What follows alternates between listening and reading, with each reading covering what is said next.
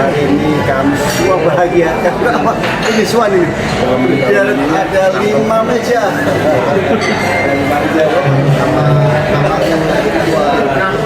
ini senangnya saya dan teman-teman di ketika dan karena apa? Karena sini tadi Halo, itu balik ini harinya alhamdulillah setelah sekian kita nggak ada UN lagi ada Ustaz, ini sudah banyak fans Ustaz Danu ini yang menyampaikan pertanyaan Ustaz. Jadi pertama dari Bu Nani Suryani. Ini anak lain rambutnya hitam. Tapi pas usia 6 tahun semuanya. itu biasanya genetik itu Pak Haji. Itu genetik, bukan suatu penyakit, nggak apa-apa. Asal mukanya tetap ya, karena kalau rambutnya putih, mukanya ikut menua, itu penyakit. Tetap harus kita selesaikan. Tapi kalau hanya rambutnya putih, itu genetik. Biasanya genetiknya itu dulu orang tuanya termasuk agak ada suatu masalah dengan orang tuanya lagi yang difikirkan.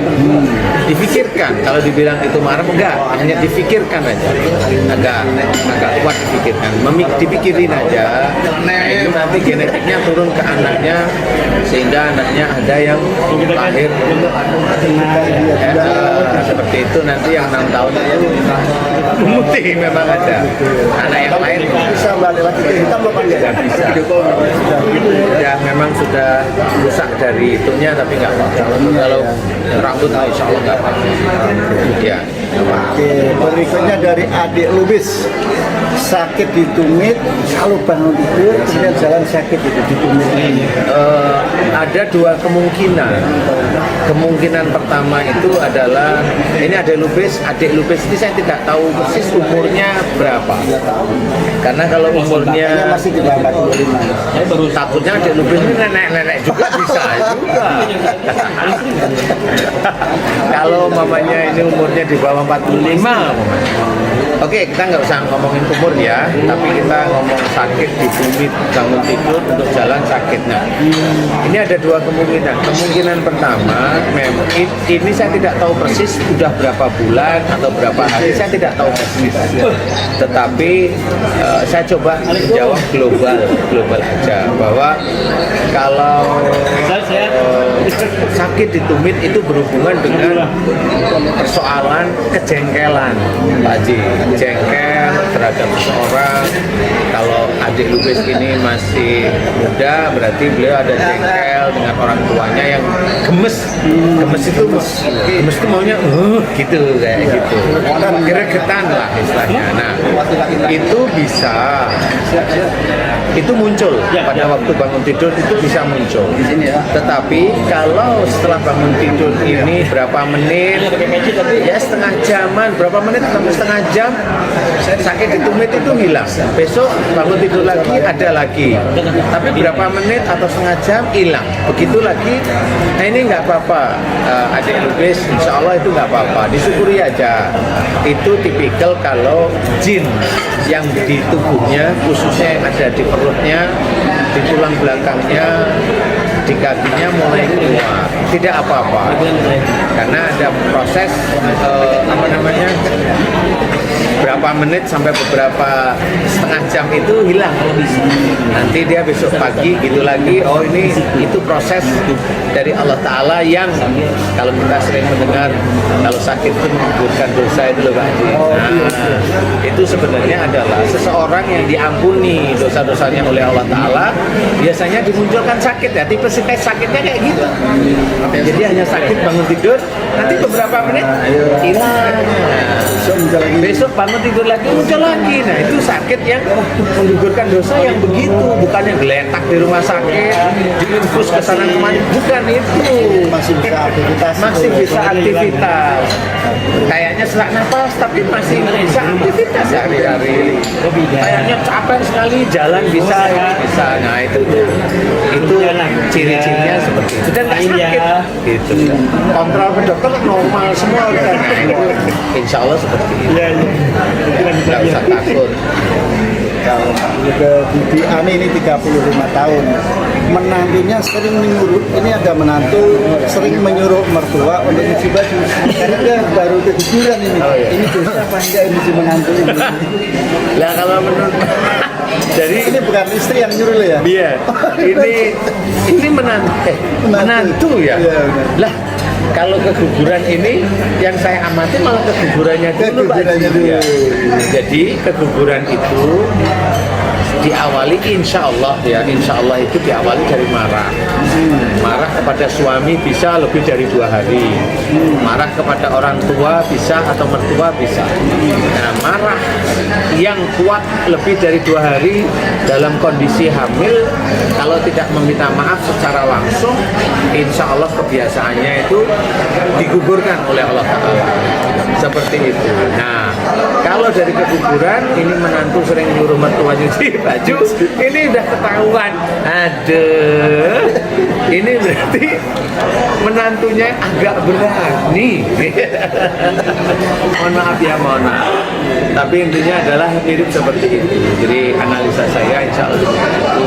Kalaupun minta tolong bukan menyuruh, maunya minta tolong boleh, tetapi dalam kondisi yang darurat ya.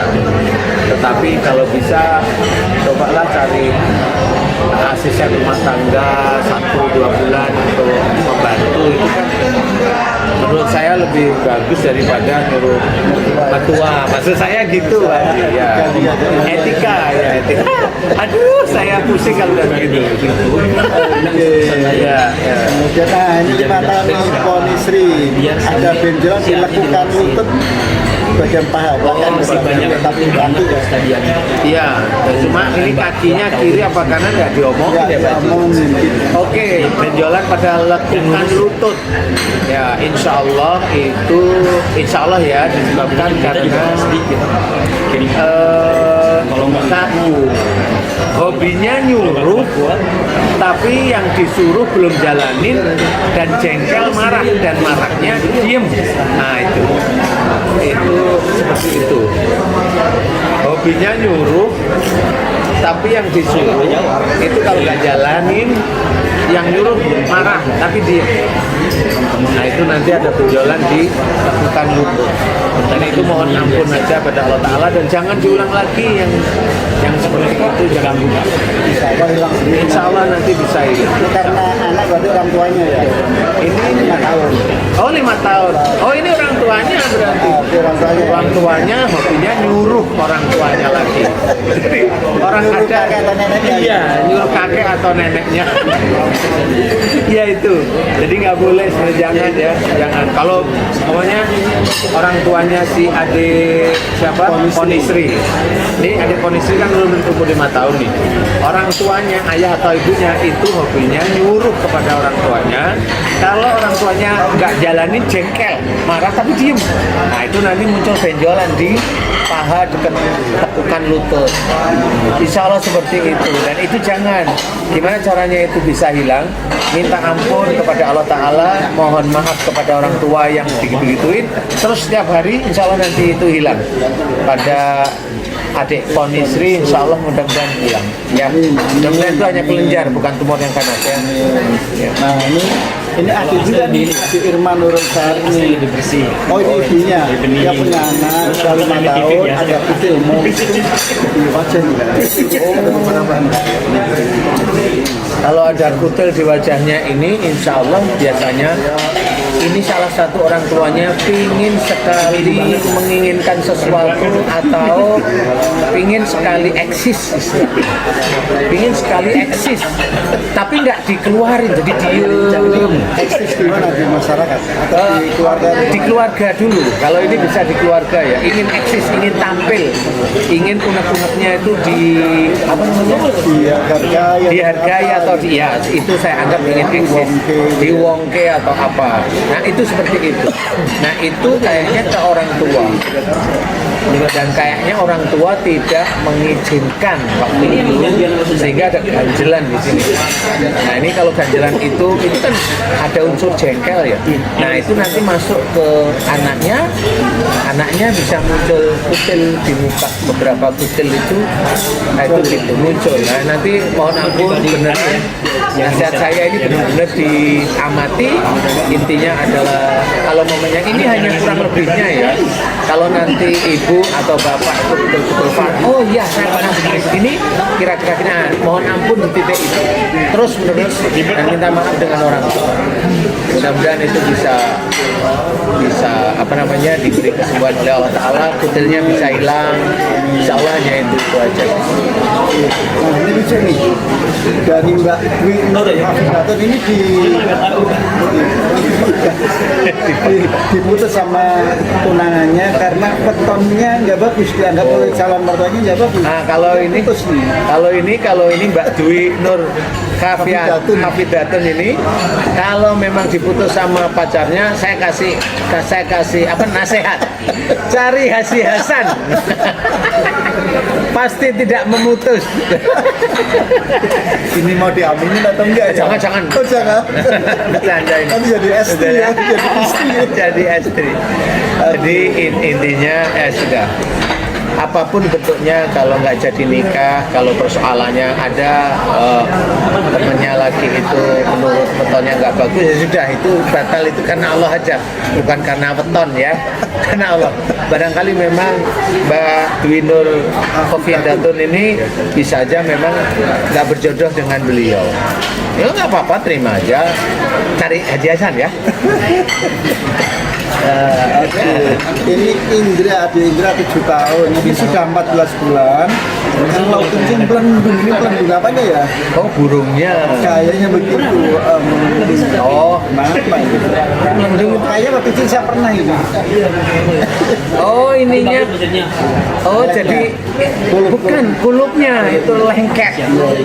Oh iya, kulupnya lengket. Ini saya pernah lihat. Itu tidak apa-apa, insya Allah. Itu kalau dokter biasanya infeksi. Nah, kalau ada infeksi di situ biasanya kan keraket itu Pak Haji. Keraket, jadi ada nanah yang tidak begitu kelihatan, ada cairan luka. Di situ ada luka biasanya, dan dia netes dan itu ngunci. Jadi seperti kalau kita luka itu loh Pak Haji, itu kan biasanya ada cairan bening itu. Nah, itu yang mengunci. Itu bisa dari infeksi, bisa ya, rata-rata infeksi lah, luka ya. Nah, ini lukanya dari mana? Saya kasih cerita bahwa kulupnya ini itu berhubungan dengan mulut. Berarti itu hampir sama dengan sariawan.